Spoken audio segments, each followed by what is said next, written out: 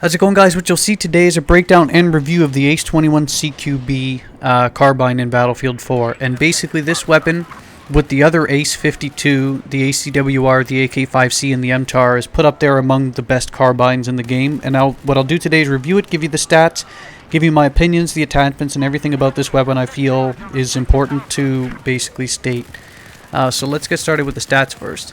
It has the base carbine model in terms of damage at max 25, minimum 15.4. Damage drop-off starts at 8 meters, ends at 50 meters. The fire rate 770 rounds per minute. The muzzle velocity is pretty low though, at 410 meters per second, so that's absolutely something to keep in mind. When you have a lower muzzle velocity mixed with an average fire rate, it means your overall time to kill versus other weapons will be increased, so that's not necessarily a good thing.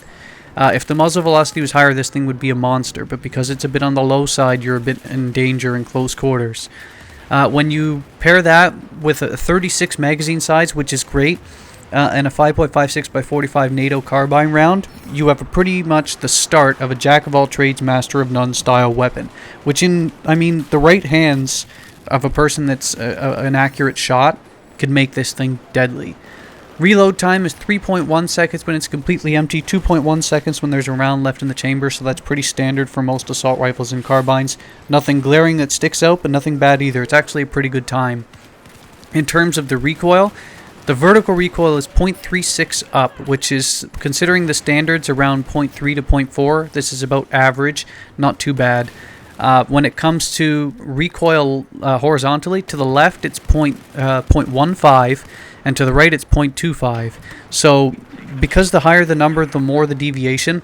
In this case here, 0.25 to the right versus 0.15 to the left means it has a slightly to the right, it has a tendency to actually go a bit to the right in terms of its horizontal recoil. But the thing I should point out is that considering the average in terms of the stats is around 0.3 to 0.4, 0.15 and 0.25 is so low that on average the recoil is almost negligible.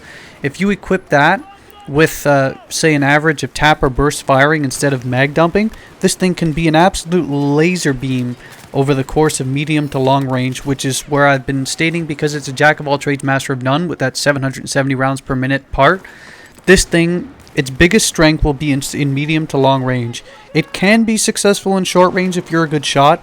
When you're matched up against shotguns or other LMGs, carbines, or assault rifles that have a faster fire rate and lower time to kill, like say the FAMAS or the MTAR, this thing will be outperformed.